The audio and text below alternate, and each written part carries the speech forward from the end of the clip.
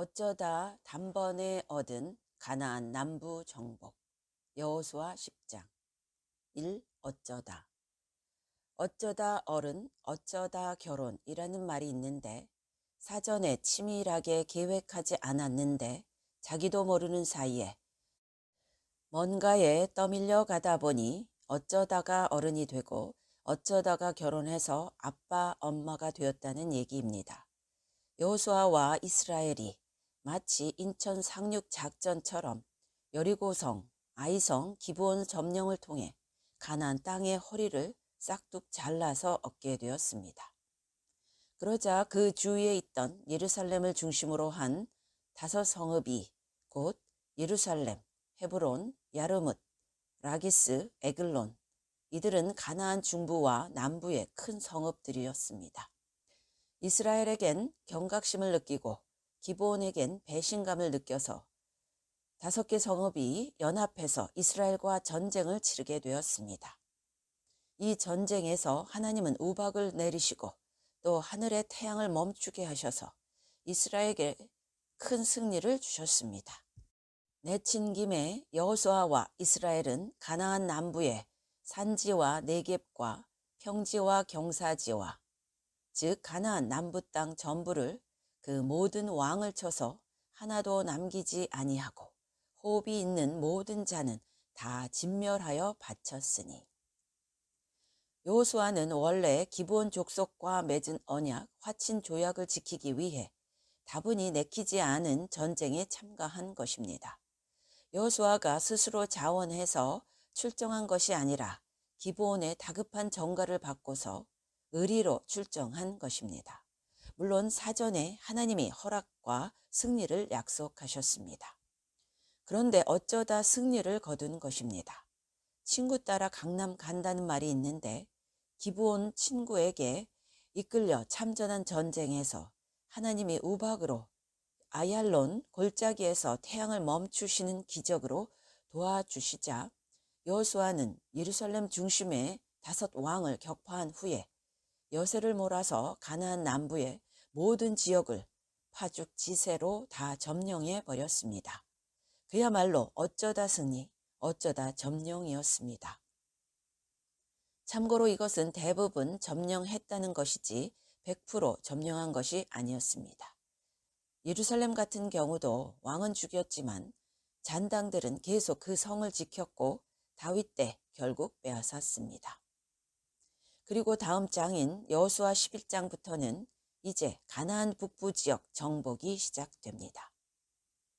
미국에서 로자 팍스 여사와 마르틴 루터 킹 목사를 중심으로 일어난 흑인 인권 운동도 정말 어쩌다 흑인 로자 팍스 여사가 버스에 백인석에 앉았던 죄목으로 체포되면서 발발했는데 후에 기자들이 로자 팍스 여사에게 그날 왜 버스에 백인석에 앉았느냐고 물어보니 여사의 대답이 걸작이었습니다. 저는 그냥 피곤해서 앉았어요. 나에게도 그런 기회가 올지 모릅니다. 어떤 다분히 귀찮은 일에 본의 아니게 휘말리지만 그게 놀라운 하나님의 역사를 이루게 될지도 모를 일입니다. 어떤 형제가 신학교에 진학했습니다. 이유는 자기가 따르던 형이 신학교에 간 것이 너무 멋있어 보여서 몇 년 후에 자기도 따라갔던 것입니다. 그런데 10년이 훌쩍 지나서 그 형은 목회를 포기했는데 그 형을 따라서 신학교에 갔던 후배 동생은 아주 목회를 잘하고 있다고 합니다. 하나님의 크신 역사가 어쩌다 일어날 수도 있다는 것입니다.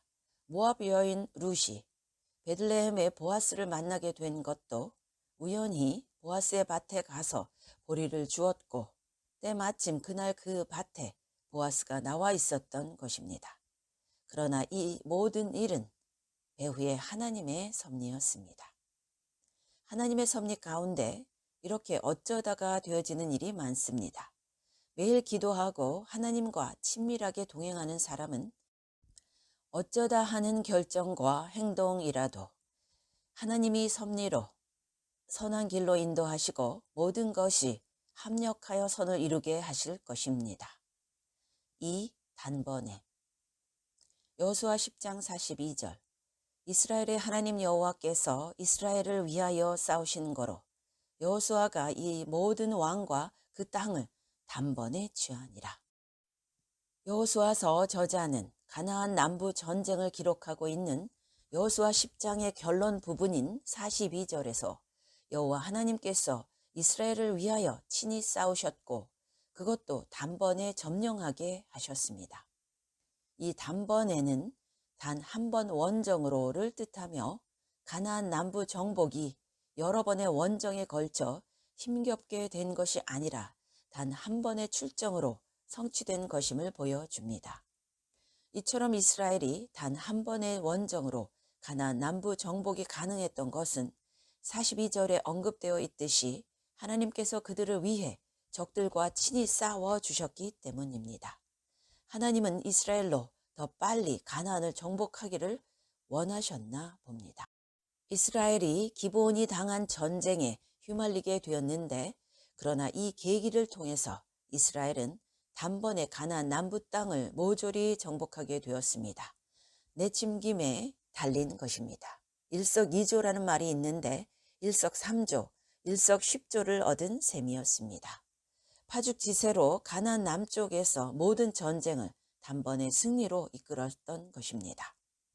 그렇습니다. 승리는 우리가 생각하는 것보다 빠르고 신속하게 올 수 있습니다. 동서독 독일이 통일될 때도 그렇고 철의 장막이 무너지고 동구라파 위성국들이 독립할 때도 그랬고 하나님의 때가 되자 모든 게 파죽지세로 일사천리로 진행되었습니다. 이렇게 하나님의 일은 단번에 진척되고 이루어져 갈 때도 있는 것입니다. 정말 수십 년 풀리지 않던 숙제와 난제가 단번에 하루 만에 풀리는 때도 있는 것입니다. 하나님의 섭리 안에서요. 그러므로 우리는 하나님께 대한 기대와 끈질긴 기도를 포기하지 말아야 합니다. 40년을 기도하며 기다린 일도 때가 차면 단번에 너무도 쉽게 이루어져 버리는 것입니다. 3. 이 전쟁의 결과를 여호수아서 기자는 이런 속담 비슷한 표현으로 말하고 있습니다. 감히 혀를 놀려 이스라엘 자손을 대적하는 자가 없었더라.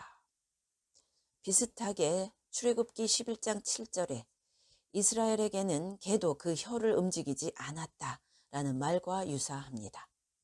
10번째 재앙으로 애굽의 모든 장자가 죽어서 애국이 애굽 나라 전국에서 퍼져 나왔을 때 이스라엘이 사는 고센 지역은 조용했다는 뜻입니다.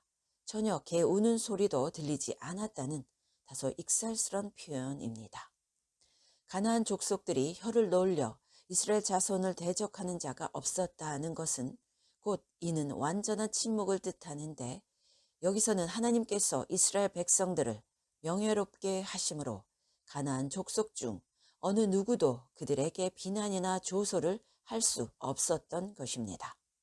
완전 겁을 먹고 쫄았다는 뜻입니다. 오늘날 우리 성도에게도 이런 권세가 필요합니다. 함부로 입을 놀려서 뭐라 했다가는 큰일 날 것 같으니까 내 앞에서 스스로 입술을 닫는 역사입니다. 아멘.